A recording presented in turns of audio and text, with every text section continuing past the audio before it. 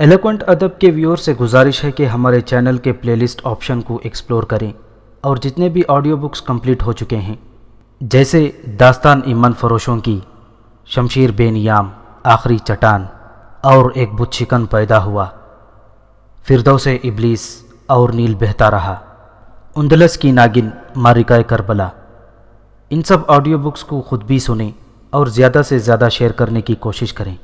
यही हमें सपोर्ट करने का बेहतरीन तरीक़ा है। जज़ाकल्लाह।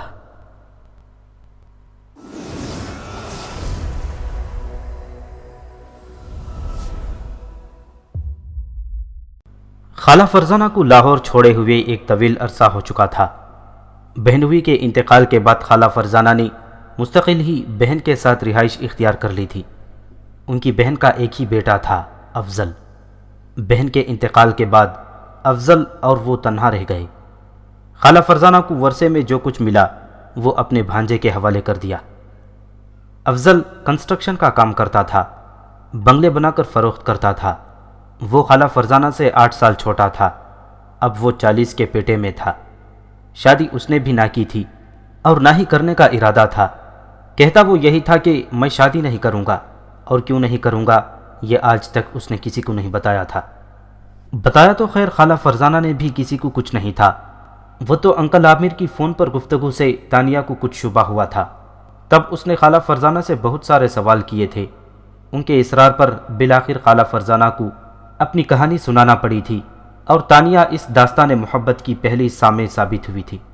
तानिया में जाने ऐसी क्या बात थी कि उससे अपने दिल की बात कहने को जी चाहता था, और वो ऐसी थी कि अपने दिल की बात किसी को ना बताती थी, और उसकी वजह गालिबन ये थी कि वो किसी को अपना हमदर्द या हमराज ना पाती थी। यही वजह थी कि उसने अपने अंदर एक दुनिया आबाद कर ली थी। जब वो तन्हा होती तो दरअसल तन्हा ना होती, ख्यालात का एक हुजूम होता। वो जागती आंखों से ख्वाब देख रही होती। उसका तख़य्युल बहुत ताकतवर था। अगर वो टेलीविज़न पर बर्फ़पोश पहाड़ों के मनाजिर देख रही होती और अगर वो चाहती कि उन मनाजिर का हिस्सा बन जाए तो वो अपने तख़य्युल के ज़रिए उन मनाजिर का हिस्सा बन जाती थी। फ़ौरन ही उसे ठंड महसूस होने लगती थी। अंकल आमिर के फ़ोन ने तानिया को उलझा दिया था। उन्होंने मज़ीद यहाँ ठहरने को कहा था। ऐसा क्यों था ये वो नहीं जानती थी। अंकल आमिर उसे यहाँ क्यों छोड़ गए थे और ख्वाहिश के बावजूद वो उसे लाहौर क्यों नहीं बुलाते थे। उसके पीछे क्या मसाइल थे ये वो नहीं बताते थे। हंसकर टाल जाते थे या कहते थे अच्छा बताऊँगा, सब्र करो। सब्र करते हुए तो उसे 1 साल हो गया था। अगरचे उसे यहाँ कोई परेशानी ना थी। खाला फरजाना और अफजल दोनों ही उसका बहुत ख्याल रखते थे। वैसे वो यहाँ किसी पर बोझ ना थी। ऊपर वाले कमरे में जहाँ वो रहती थी उसकी हर चीज़ अंकल आमिर के पैसे से ख़रीदी गई थी। उसके अलावा वो हर माह इतने पैसे भेज देते थे कि तानिया से बावजूद कोशिश के खर्च ना हो पाते थे। उसे म्यूज़िक का ज़्यादा शौक़ था। 1 साल के अरसे में उसने हज़ारों ऑडियो कैसेट ख़रीद डाले थे। उसे फ़िल्में भी पसंद थीं। अपनी पसंद की फ़िल्म वो किसी वीडियो शॉप से किराए पर लाकर देखने के बजाय फ़िल्म का कैसेट ख़रीद लाती थी। इस तरह उसके पास फ़िल्मों के सैकड़ों कैसेट जमा हो गए थे। फ़िल्म वो अकेली ना देखती थी। कोई नई फ़िल्म लाती तो दर्दाना को अपने साथ बिठा लेती थी। दर्दाना को बेइंतहा शौक़ था फ़िल्मों का। बाज़ औक़ात वो दर्दाना की फरमाइश पर भी फ़िल्म ख़रीद लाती थी। फ़िल्म वो दोपहर को देखती थी। दोपहर के खाने से फारिग होकर दर्दाना ऊपर आ जाती। अगर कोई फ़िल्म पास होती तो देख ली जाती, वरना दर्दाना कुछ देर गपशप के बाद नीचे अपने कमरे में चली जाती। 3-4 दिन पहले वो एक नई फ़िल्म ख़रीद कर लाई थी, लेकिन उसे देखने का अभी तक मौका न मिला था या देखने को जी नहीं चाहा था। जब से उसे वो ख्वाब दिखाई देना शुरू हुआ था वो उलझन का शिकार हो गई। उसके दिल का चैन लुट गया था। वाक़यात भी अजब होशरुबा हो रहे थे। वो डरावना ख्वाब, दादा आज़म का लिफाफा, पुरअसरार शख्स का उल्लू दे जाना, उल्लू का खून, कदमों के निशान, पुरअसरार कमरा, कमरे में जाने की शदीद ख्वाहिश, कमरे का मक़फ़ल ना होना। दोपहर का खाना खाकर वो अपने बेड पर लेटी हुई ये सब कुछ सोच रही थी कि अचानक उसके दिल में एक लहर सी उठी। उसकी आंखें बंद सी होने लगीं। उसके कानों में जैसे कोई कह रहा था, चलो तानिया, उस पुरअसरार कमरे की तरफ चलो। ये ख्वाहिश इतनी शदीद थी कि तानिया किसी मामूल की तरह उठ गई। वो नीचे पहुंची तो उसे कोई ना दिखाई दिया। خالہ فرزانہ اپنے کمرے میں تھی اور ان کا دروازہ بند تھا۔ دردانہ بھی اپنا کام سمیٹ کر اپنے کمرے میں جا چکی تھی اور افضل تو گھر میں تھا ہی نہیں۔ وہ بڑے اطمینان سے چلتی ہوئی اس پراسرار کمرے کے سامنے پہنچ گئی۔ دروازے کے ہینڈل پر ہاتھ رکھا تو اس کا دل بری طرح دھڑکنے لگا۔ ہینڈل پر ہلکا دباؤ ڈال کر اس نے دروازہ کھولا۔ ابھی دروازہ تھوڑا سا کھولا تھا کہ اندر سے ایک مردانہ آواز آئی، ابھی نہیں، رات کو آنا۔ اس آواز میں ایک تنبیہ تھی، ترغیب یا بلاوا نہ تھا۔ بڑی گونجدار آواز تھی۔ لہجہ اگر سخت نہیں تو نرم بھی نہ تھا۔ اگر کوئی آدمی ضروری کام میں مصروف ہو اور آپ کے اس کام میں مخل ہونا چاہیں تو پھر اسی طرح کا جملہ سنائی دیتا ہے۔ اس آواز کو سن کر تانیہ کو بھی یہی محسوس ہوا تھا جیسے وہ دروازہ کھول کر مداخلت بیجا کی مرتکب ہوئی ہو۔ اس نے فوراً دروازہ بند کر دیا۔ اول تو دروازہ کھلا ہی کتنا تھا، جتنا کھلا تھا اس سے اندھیرے کے سوا کچھ نظر نہ آیا تھا۔ وہ دھڑکتے دل کے ساتھ بھاگتی ہوئی سیڑھیوں تک آئی، تیزی سے سیڑھیاں چڑھیں اور دھم سے اپنے بیڈ پر بیٹھ گئی۔ خدا کا شکر تھا کہ کسی نے اس پراسرار کمرے کو کھولتے اور پھر فوراً ہی وہاں سے بھاگ کر آتے ہوئے اسے نہیں دیکھا تھا۔ رات کو اس نے جب دروازہ کھولا تھا تو دروازہ کھولتے ہی ہوا کا ایک تیز جھونکا اندر سے آیا تھا، جیسے کمرے میں 4-5 ایئر کنڈیشن ایک ساتھ چل رہے ہوں، لیکن اس وقت ایسا محسوس نہیں ہوا تھا۔ ٹھنڈی ہوا تھی، نہ گرم ہوا تھی، اور نہ ہی وہ بو تھی جو عرصے سے بند کمروں میں پائی جاتی ہے۔ اس مرتبہ ہوا کے بجائے آواز آئی تھی۔ یہ بڑی پررعب آواز تھی، ابھی نہیں، رات کو آنا۔ تنبیہ کے ساتھ اسے ہدایت کی گئی تھی اور اس ہدایت کے مطابق اسے رات کا انتظار کرنا تھا۔ جب سے اس نے اس کمرے کے بارے میں سنا تھا وہ یہی سوچتی رہتی تھی کہ اس کمرے کے اندر کوئی اسرار نہیں ہے، محض کسی غلط فہمی کی بنا پر اسے بند کر دیا گیا ہے۔ مگر اب آہستہ آہستہ اس کمرے کے اسرار اس پر کھلتے جا رہے تھے، اور وہ یہ بات سوچنے پر مجبور ہو گئی تھی کہ اس کمرے میں ضرور کوئی چیز ہے۔ اس آواز نے ہر شبہے کو یقین میں بدل دیا تھا۔ اس نے بھی طے کر لیا تھا کہ وہ اس کمرے میں جا کر رہے گی، یہ معلوم کر کے رہے گی کہ وہاں کیا ہے۔ دادا اعظم نے اس کمرے کے دروازے کی تصویر بنائی تھی تو کچھ سوچ کر ہی بنائی ہوگی۔ وہ بے چینی سے رات کا انتظار کرنے لگی۔ بالآخر رات کا فسوں ہر سو پھیلا۔ آسمان تاریک تھا اور گہرے سیاہ بادلوں سے ڈھکا ہوا تھا۔ 2 بجے کا عمل تھا۔ ایک الو اس مکان کے اوپر سے کئی بار گزر چکا تھا، اور وہ جب بھی گزرتا تو ایک چیخ مارتا اور پروں کی پھڑپھڑاہٹ کی آواز دور تک گونج جاتی۔ اس مکان کے ساتھ چکر لگانے کے بعد وہ تانیہ کے کمرے کی چھت پر بیٹھ گیا۔ تبھی تانیہ ہڑبڑا کر اٹھ بیٹھی۔ اسے یوں محسوس ہوا جیسے کوئی بڑا سا پرندہ اس کے سینے پر آ بیٹھا ہو۔ آنکھ کھلی تو اسے احساس ہوا کہ وہ جیسے خواب دیکھ رہی تھی۔ گھڑی پر نظر ڈالی، 2:05 ہوئے تھے۔ رات کا کھانا کھا کر وہ اپنے کمرے میں آ گئی تھی۔ پھر یہ سوچتے سوچتے کہ کس وقت کمرے میں جائے اسے نیند نے آ دبوچا تھا، اور اب اس کی آنکھ کھلی تو 2 بجے سے اوپر کا عمل تھا۔ کمرے میں لائٹ جل رہی تھی، دروازہ بند تھا۔ اس کی کچھ سمجھ میں نہیں آ رہا تھا کہ سینے پر کسی بڑے سے پرندے کا احساس خواب تھا، خیال تھا یا اس کا وہم تھا۔ خیر اب وہ اٹھ گئی تھی۔ رات کو آنے کی ہدایت اس کے کانوں میں گونج رہی تھی۔ نیچے جانے کی خواہش اس کے دل میں گہری ہوتی جا رہی تھی۔ کوئی اسے کہہ رہا تھا، چلو نیچے چلو۔ پھر وہ کسی معمول کی طرح اٹھی اور سحر زدہ انداز میں زینہ اترنے لگی۔ برآمدے کی لائٹ روشن تھی۔ وہ بڑے اطمینان سے اس پراسرار کمرے کے دروازے پر جا کھڑی ہوئی۔ پھر اس نے تعویذ چھوئے بنا ہینڈل کو ہلکا سا گھمایا۔ دروازہ کٹ کی آواز کے ساتھ تھوڑا سا کھل گیا۔ ایک لمحے کو اس نے توقف کیا، جیسے اندر آنے کی اجازت چاہتی ہو۔ تبھی اندر سے آواز آئی، اندر آ جاؤ، کب تک دروازے پر کھڑی رہو گی؟ وہ فوراً ہی دروازہ کھول کر اندر داخل ہو گئی۔ اندر داخل ہوئی تو کمرے کا منظر دیکھ کر اس کا اوپر کا سانس اوپر اور نیچے کا نیچے رہ گیا۔ اس کے وہم و گمان میں بھی نہ تھا کہ اندر یہ سب کچھ ہوگا۔ اس کے تصور میں یہ تھا کہ کمرہ اندر سے بے حد تاریک ہوگا، کیونکہ اسے بتایا گیا تھا کہ کمرے کی دیواروں حتیٰ کہ چھت پر بھی کالا رنگ کروایا گیا ہے۔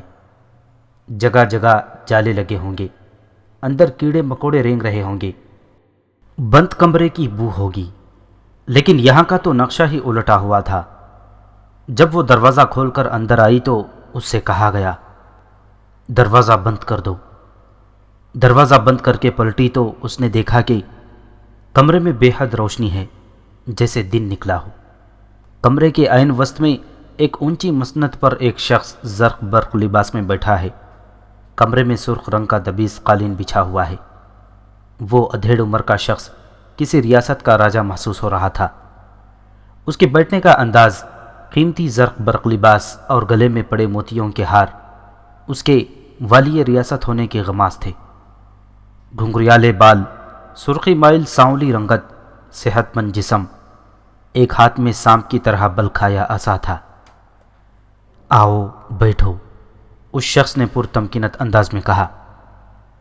ابھی تانیہ سوچ ہی رہی تھی کہ وہ کہاں بیٹھے، کیونکہ اس کمرے میں کرسی نام کی کوئی چیز نہ تھی۔ چند لمحوں میں اس شخص کے سامنے چند قدموں کے فاصلے پر مخمل کی گدی والا ایک سٹول نمودار ہوا۔ اس شخص نے مسکرا کر اس نشست کی طرف اشارہ کیا۔ تانیہ سحر زدہ انداز میں ایک سٹول پر بیٹھ گئی۔ تب تانیہ کی نظر اس کے پیروں پر پڑی۔ وہ ننگے پاؤں تھا، مگر اس کا ایک پیر تھا۔ تم حیران ہو؟ اس ادھیڑ عمر والی ریاست جیسے شخص نے بڑی گرجدار آواز میں سوال کیا۔ ہاں، تانیہ بمشکل بول پائی۔ اس کمرے کا ماحول دیکھ کر اس نے سوال کیا۔ ہاں، اس نے مختصر جواب دیا۔ جو رات تم لوگوں کے لیے رات ہے، وہ رات ہمارے لیے دن ہے۔ ہماری راتیں روشن ہوتی ہیں اور دن تاریک۔ جب تم لوگ سو جاتے ہو تو ہم باہر آ جاتے ہیں۔ ہر سو ہمارا راج ہوتا ہے۔ آپ کون ہیں؟ تانیہ نے ہمت کر کے سوال کیا۔ یہ میں بتانا بھی چاہوں تو نہیں بتا سکتا، سمجھانا چاہوں تو بھی نہیں سمجھا سکتا۔ بس تم اتنا سمجھ لو کہ تمہاری وجہ سے مجھے آزادی ملی ہے۔ میں تمہارا ممنون احسان ہوں۔ میری وجہ سے؟ تانیہ حیرت زدہ تھی۔ وہ کیسے؟ نہ تم یہاں آتی، نہ پنجرے میں وہ آتا، نہ خون پھیلتا اور نہ اس خون میں ہم غسل کرتے۔ میں سمجھی نہیں، آپ کیا کہہ رہے ہیں؟ وہ واقعی کچھ نہیں سمجھی تھی۔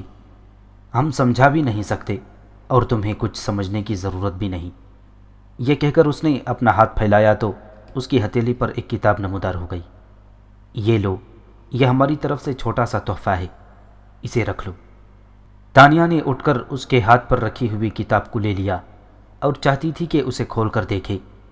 اس نے فوراً کہا، نہیں، ابھی نہیں، اپنے کمرے میں جا کر دیکھنا۔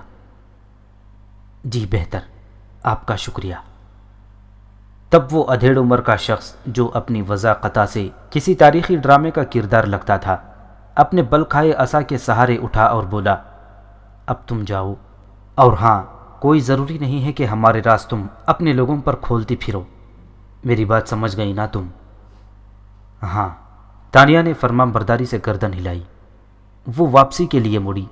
اس نے واپسی کے لیے 2 قدم ہی بڑھائے ہوں گے کہ کمرے میں اچانک تاریکی چھا گئی۔ اس نے پیچھے مڑ کر دیکھا۔ گھپ اندھیرا تھا اور ایک عجیب طرح کی ٹھنڈک۔ وہ دروازے کے نزدیک تھی، مگر اسے دروازہ نظر نہیں آ رہا تھا۔ اس نے جلدی سے ٹٹول کر دروازے کا ہینڈل ڈھونڈا، اسے گھمایا اور کمرے سے باہر آ گئی۔ باہر کا وہی ماحول تھا۔ اس نے پلٹ کر دروازہ بند کیا، لمبے لمبے 2-3 گہرے سانس لیے، پھر وہ تیزی سے قدم اٹھاتی ہوئی اپنے کمرے میں آ گئی اور دروازہ بند کر لیا۔ جب وہ دروازہ بند کر رہی تھی تو اسے کسی پرندے کی چیخ اور پروں کی پھڑپھڑانے کی آواز سنائی دی۔ پروں کی پھڑپھڑاہٹ اور چیخ سن کر اس کی نظروں کے سامنے پنجرے والا الو آ گیا تھا۔ پنجرے میں الو کا زخمی ہونا، بے پناہ خون کا پھیلنا، خون آلود پیر کے نشان اور اس زخمی الو کا پنجرے سے اڑ جانا۔ تب اسے اس کا جملہ یاد آیا، نہ تم یہاں آتی، نہ پنجرے میں وہ آتا، نہ خون پھیلتا اور نہ اس خون میں ہم غسل کرتے۔ کیا تھا یہ سب کچھ؟ یہ کیا گھورک دھندا تھا؟ اس کی کچھ سمجھ میں نہیں آ رہا تھا۔ بہرحال وہ خوش تھا اور اپنی آزادی کو تانیہ سے منسوب کرتا تھا، اور اسی خوشی میں وہ اسے ایک تحفہ دے گیا تھا۔ تانیہ نے بیڈ پر بیٹھ کر اس تحفے کو الٹ پلٹ کر دیکھا۔ خوبصورت چمڑے کی جلد تھی۔ وہ کتاب نہ تھی، ڈائری تھی، بغیر لائنوں کا سفید چمکدار کاغذ، سارے ورق سادہ تھے، ان پر کچھ نہ لکھا تھا۔ یہ عجیب تحفہ تھا۔ اس نے اس ڈائری کو ایک کیسٹ نکال کر اس کے کور میں رکھ دیا۔ وہ ڈائری بڑے آرام سے ایک کور میں آ گئی۔ تب اس نے اس کور کو ویڈیو کیسٹوں کے درمیان رکھ دیا۔ اب اس تحفے پر آسانی سے کسی کی نظر نہیں پڑ سکتی تھی۔ ویسے بھی اس کے کمرے میں دردانہ کے سوا کوئی نہیں آتا تھا۔ دردانہ اپنے کام سے کام رکھتی تھی۔ وہ اس کی چیزوں کو بالکل نہ چھیڑتی تھی۔ بہت احتیاط سے صفائی کر کے چلی جاتی۔ کبھی کبھار افضل آ جاتا تھا، وہ بھی تانیہ کے اصرار پر۔ تھوڑی دیر بیٹھتا، گپ شپ لگاتا اور چلا جاتا۔ خالہ فرزانہ اپنے مرض کی وجہ سے اوپر آتی ہی نہ تھی۔ جب تانیہ یہاں نئی آئی تھی اور اس نے اپنا کمرہ سیٹ کیا تھا تو کچھ اس کے اصرار اور کچھ اپنے شوق میں اس کا کمرہ دیکھنے کے لیے اوپر آ گئی تھی۔ اب تانیہ کی آنکھوں میں نیند اتر رہی تھی۔ اس کی آنکھیں بوجھل ہو رہی تھی۔ وہ بستر پر لیٹی تو 5 منٹ کے اندر گہری نیند میں چلی گئی۔ صبح جب وہ منہ دھو کر نیچے پہنچی تو خالہ فرزانہ ڈائننگ ٹیبل پر حسب معمول اس کی منتظر تھی۔ وہ اسے دیکھ کر مسکرائیں اور بولی، آؤ تانیہ۔ آ گئی خالہ، تانیہ نے خوش اخلاقی سے کہا۔ انہیں سلام کیا اور کرسی کھینچ کر ان کے قریب بیٹھ گئی۔ سلام کے جواب میں خالہ فرزانہ نے دعائیں دیں۔ دردانہ کہاں ہے؟ تانیہ نے پوچھا۔ آ رہی ہے، چائے لینے گئی ہے۔ میں آ گئی بی بی، دردانہ یہ کہتی ہوئی کمرے میں داخل ہوئی۔ چائے کی کیتلی میز پر رکھی اور کرسی گھسیٹ کر خود بھی بیٹھ گئی۔ جب سے تانیہ آئی تھی وہ اسے ناشتے کی میز پر ساتھ ہی بٹھاتی تھی۔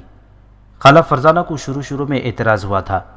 وہ نوکر اور مالک کے درمیان تھوڑے بہت فاصلے کی ضرور قائل تھی، مگر تانیہ کی خوشی کی خاطر اس معاملے کو انا کا مسئلہ نہیں بنایا تھا۔ بھائی کہاں ہیں؟ تانیہ نے ٹوسٹ پر مکھن لگاتے ہوئے کہا۔ بھائی اپنے کمرے میں ہوگا اور سو رہا ہوگا۔ ناشتہ نہیں کریں گے وہ؟ اس نے کبھی ہمارے ساتھ ناشتہ کیا ہے جو آج کرے گا؟ اب خالہ ایسا بھی نہیں، انہوں نے کئی بار ہمارے ساتھ ناشتہ کیا ہے۔ اب رہنے بھی دو تانیہ، سال میں 1-2 مرتبہ کر لیا تو اس کو باقاعدہ ناشتہ کرنا کہتے ہیں۔ اچھا ٹھہریں، میں انہیں اٹھا کر لاتی ہوں۔ لیجئے، میں خود ہی آ گیا، افضل نے کمرے میں داخل ہوتے ہوئے کہا۔ یہ خالہ ضرور میری برائیاں کر رہی ہوں گی۔ بھائی ایسی ویسی، تانیہ نے ہنس کر کہا۔ دردانہ اسے دیکھ کر اٹھ گئی تھی۔ وہ اس کے لیے سلائس لینے چلی گئی۔ خالہ آپ مجھ کنوارے کے پیچھے کیوں پڑی رہتی ہیں؟ افضل نے مسخرے پن سے کہا۔ تو کر لینا شادی، میں نے منع کیا ہے؟ خالہ جل کر بولی۔ انہوں نے منع کیا ہے، افضل نے بڑی معصومیت سے کہا۔ خالہ فرزانہ سمجھی کہ افضل نے تانیہ کی طرف اشارہ کیا ہے۔ وہ ایک دم چونک گئی۔ خود تانیہ بھی یہی سمجھی کہ اشارہ اس کی طرف ہے۔ وہ حیرت بھری نظروں سے افضل کو دیکھنے لگی۔ وہ انہوں نے؟ افضل نے کمرے کے باہر کی طرف انگلی سے اشارہ کیا۔ باہر کون ہے؟ کسی کو کھڑا کر کے آئے ہو کیا؟ خالہ فرزانہ نے پوچھا۔ اوہو خالہ، اتنی عقل مند ہو کر بھی آپ میرا اشارہ نہیں سمجھی۔ وہ کمرے والے صاحب۔ افضل نے یہ کہہ کر ایک لمحے کو توقف کیا۔ خالہ فرزانہ کی آنکھوں میں الجھن کے آثار پیدا ہوئے۔ تب وہ بولا، اس گھر کو فروخت کرنے کی دوسری شرط یہ تھی کہ گھر میں بچے نہ ہوں تو اچھا ہے۔ اب اگر خالہ میں شادی کر لیتا تو ان 8 سالوں میں کتنے بچے آپ کے دائیں بائیں کھیل رہے ہوتے، تو پھر ہم کہاں ہوتے؟ افضل کی یہ بات سن کر تانیہ بے اختیار مسکرا پڑی۔ آپ بھی کمال کرتے ہیں بھائی، آپ نے اس وجہ سے اب تک شادی نہیں کی؟ ارے تانیہ، تم کس باتوں میں آ رہی ہو؟ یہ 1 نمبر کی چیز ہے، افضل جس کا نام ہے۔ خدا کا شکر ہے خالہ، آپ نے مجھے 2 نمبر کی چیز نہیں کہا، افضل ہنس کر بولا۔ بھائی ایک بات بتائیں، تانیہ نے سنجیدگی اختیار کی۔ 1 نہیں 2 بات پوچھیں، لیکن یہ باتیں شادی سے متعلق نہیں ہوں گی۔ ٹھیک ہے، تانیہ نے وعدہ کر لیا۔ پھر بولی، میں یہ پوچھ رہی تھی کہ اس پراسرار کمرے کو کبھی کسی نے کھولنے کی کوشش کی؟ نہیں، آج تک نہیں، افضل نے کہا۔ لیکن یہ خیال آپ کے دل میں کیوں آیا؟ ہو سکتا ہے یہ دروازہ بند ہی نہ ہو، تانیہ نے سادگی سے کہا۔ کیوں نہ یہ دیکھا جائے کہ وہ بند ہے یا کھلا ہے؟ اگر کھلا ہو تو اندر جانے کی ہمت کی جائے، آخر پتہ تو چلے کہ بند دروازے کے پیچھے کیا ہے۔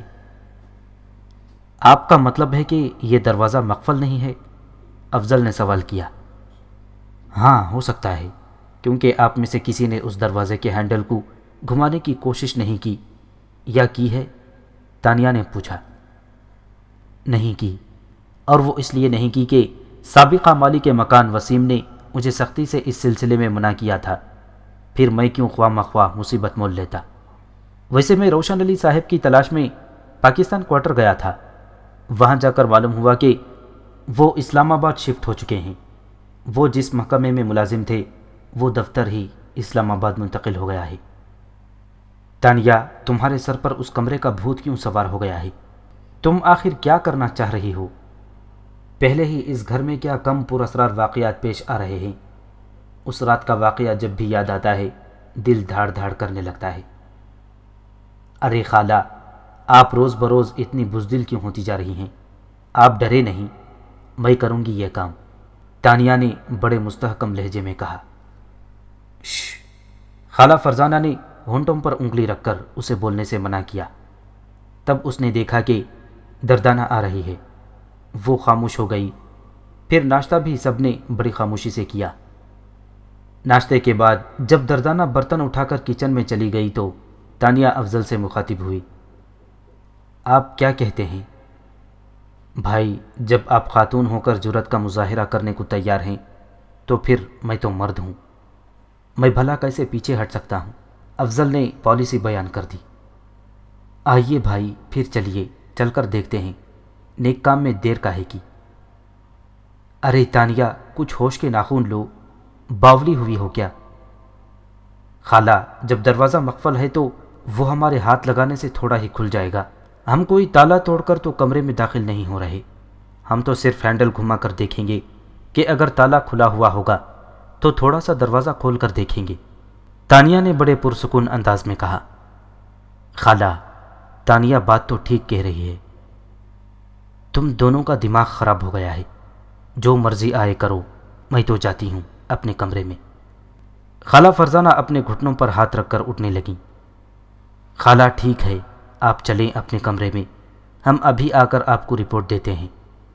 تانیہ بھی کرسی پیچھے کھسکا کر کھڑی ہو گئی۔ تانیہ کے دل میں ذرا سا بھی خوف نہ تھا، اسے معلوم تھا کہ دروازہ کھلا ہوا ہے اور اب اس کمرے میں وہ نہیں ہے جو تھا، وہ رخصت ہو چکا ہے، اس لیے وہ بے خوفی سے آگے بڑھنے لگی۔ پیچھے پیچھے افضل تھا، خالہ فرزانہ کمرے سے ابھی نکل نہ پائی تھی۔ تانیہ اور افضل اسی پراسرار دروازے کے سامنے آ کر رک گئے۔ افضل کو اگرچہ اس گھر میں شفٹ ہوئے 7-8 سال ہو چکے تھے، مگر اس نے آج تک اس دروازے کو بغور نہ دیکھا تھا۔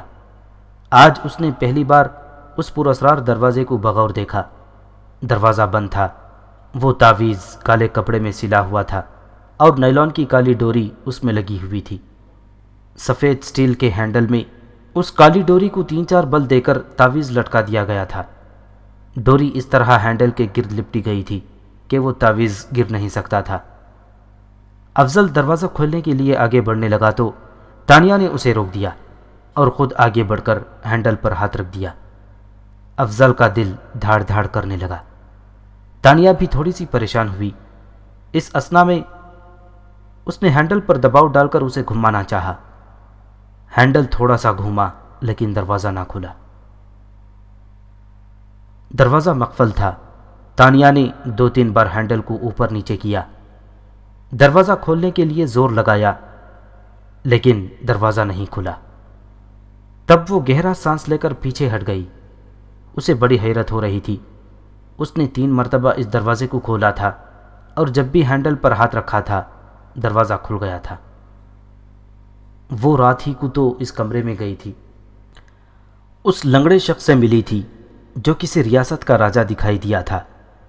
کیا یہ سب اس کا وہم تھا، اس کے تخیل کی پرواز تھی، اس کے ذہن کی کرشمہ سازی تھی؟ بھائی آپ ذرا کوشش کریں۔ افضل نے خاموشی سے آگے بڑھ کر ہینڈل کو زور دے کر اوپر نیچے کیا، مگر دروازہ بند تھا۔ تانیہ یہ لاک ہے۔ اب تانیہ یہ کیسے کہتی کہ اب تک یہ دروازہ لاک نہیں تھا؟ وہ 3 مرتبہ اس دروازے کو کھول چکی ہے، 1 مرتبہ اس کمرے کے اندر جا چکی ہے۔ وہ یہ بات نہیں کہہ سکتی تھی۔ اگر کہتی تو یقینی طور پر اس کی دماغی حالت پر شبہ کیا جانے لگتا، مگر اسے خود اپنی حالت پر شبہ ہونے لگا تھا۔ یہ اسے ہو کیا رہا تھا؟ کیا وہ کسی نفسیاتی بیماری میں مبتلا ہو گئی تھی؟ پھر اسے خیال آیا کہ لنگڑے راجہ نے اسے ایک تحفہ دیا تھا۔ وہ ایک خوبصورت ڈائری تھی۔ اس ڈائری کو اس نے ویڈیو کیسٹ کے کور میں چھپا کر کیسٹوں کی قطار میں لگا دیا تھا۔ اوپر جا کر اس ڈائری کو دیکھنا چاہیے۔ ارے کیا ہوا؟ پیچھے سے خالہ فرزانہ کی آواز آئی۔ وہ آہستہ آہستہ چلتی ہوئی اب تک پہنچی اور اپنے کمرے کے دروازے پر کھڑی ہوئی ان دونوں کو پریشانی سے دیکھ رہی تھی۔ خالہ دروازہ لاک ہے، افضل نے اطلاع دی۔ میرے لیے یہ کون سی نئی اطلاع ہے؟ یہ بات میں جب سے اس گھر میں آئی ہوں جانتی ہوں، اور اس بات کو جانتے ہوئے مجھے 7-8 سال ہو گئے۔ یہ کہہ کر خالہ فرزانہ اپنے کمرے میں چلی گئیں۔ پھر افضل نے بغیر کچھ کہے اپنے کمرے کا رخ کیا۔ اسے دفتر جانے کی تیاری کرنا تھی۔ اب وہ دروازے کے سامنے تنہا رہ گئی۔ اس نے اوپر جانے کے لیے زینے کی طرف قدم بڑھائے۔ 2-4 قدم چل کر وہ پھر رک گئی، واپس پلٹی۔ اس نے سوچا 1 مرتبہ اور کیوں نہ دروازے کی آزمائش کرے۔ اس وقت اس کے آس پاس کوئی نہیں تھا۔ اس نے بہت احتیاط سے دروازے کے ہینڈل پر ہاتھ رکھا، نیچے کی طرف دباؤ ڈالا۔ ہینڈل نیچے ہو گیا، مگر دروازہ نہ کھلا۔ دروازہ واقعی مقفل تھا۔ اسے اپنی ذات کے بارے میں فکر لاحق ہو گئی تھی۔ اب وہ یقین اور غیر یقینی کی کیفیت میں مبتلا ہو گئی تھی۔ ہونے یا نہ ہونے کا دار و مدار اب اس ڈائری پر تھا جو اس نے کیسٹوں کی قطار میں چھپائی ہوئی تھی۔ وہ تیزی سے سیڑھیاں چڑھتی ہوئی اوپر پہنچی، دروازہ بند کیا اور دھڑکتے دل سے کیسٹوں کے شیلف کی طرف بڑھی۔ نزدیک جا کر اس نے بے قراری سے کیسٹوں کی قطار پر نظر ڈالی۔ تب اسے وہ کیسٹ کور نظر آ گیا جس پر کوئی لیبل نہیں لگا ہوا تھا۔ اس نے جلدی سے وہ کور باہر نکال لیا اور اب اس کور میں سے وہ ڈائری کھینچ لی۔ چمڑے کی جلد والی خوبصورت ڈائری موجود تھی۔ اس نے آنکھیں بند کر کے اللہ کا شکر ادا کیا۔ اگر یہ ڈائری نہ ملتی تو وہ اپنی نظروں میں ہی پاگل قرار پاتی، اور وہ یہ سوچنے پر مجبور ہو جاتی کہ اب تک جو کچھ ہوا وہ اس کے ذہن کی اختراع تھی۔ مگر وہ اب یہ سوچ رہی تھی کہ لنگڑے راجہ کا تحفہ موجود تھا، اور یہ تحفہ اسے کمرے کے اندر دیا گیا تھا۔ وہ کمرے میں کس طرح گئی تھی، اور دروازہ اس وقت کھلا تھا تو اب کس طرح بند ہو گیا تھا؟ یہ سب کیا اسرار تھے؟ یہی کیا اس کی زندگی میں بہت اسرار تھے؟ اس کی زندگی کسی معمہ سے کم نہ تھی۔ چاروں طرف اشارے ہی اشارے تھے۔ ان اشاروں کا کوئی حل نہ تھا۔ لوگ اسے ترکش کیوں کہتے تھے؟ دادا اعظم نے اس کا اصل نام ترکش بتایا تھا۔ پھر وہ اس پراسرار شخص کالا چراغ، اسے نہیں معلوم تھا کہ یہ نام کس نے رکھا ہے۔ اس نے جب سے ہوش سنبھالا تھا اپنا نام تانیہ ہی سنا تھا۔ پھر وہ جس گھر میں پلی بڑھی اور جن کو وہ اپنا ماں باپ سمجھتی رہی، وہ اس کے ماں باپ ثابت نہ ہوئے۔ لاہور سے اسے کراچی کیوں منتقل کیا گیا؟ انکل عامر اسے لاہور واپس کیوں نہیں بلا لیتے؟ پھر وہ پراسرار خواب، دادا اعظم کا لفافہ، پراسرار کمرہ، ایک سلسلہ تھا سوالوں کا۔ سوال ہی سوال تھے، جواب کسی کے پاس نہ تھا۔ اس کے دل میں ایک ہوک سی اٹھی، کاش کوئی ایسا ہو جو اس کی ذات سے پردہ اٹھا سکے، جو بتا سکے کہ وہ کون ہے۔ کاش کوئی بتا سکتا۔ بڑی شدید خواہش تھی، اتنی شدت سے تو اس نے آج تک نہ سوچا تھا۔ بھلا کیسے معلوم ہوگا؟ یہ سب کچھ کون بتائے گا؟ تبھی اس کے ہاتھ سے ڈائری چھوٹ کر قالین پر گر پڑی۔ اس نے جھک کر ڈائری اٹھا لی اور بیڈ پر بیٹھ کر ایسے ہی اس کے ورق کھول کر تیزی سے دیکھنے لگی۔ اچانک اس کی نظر پڑی تو وہ کچھ حیران سی ہوئی۔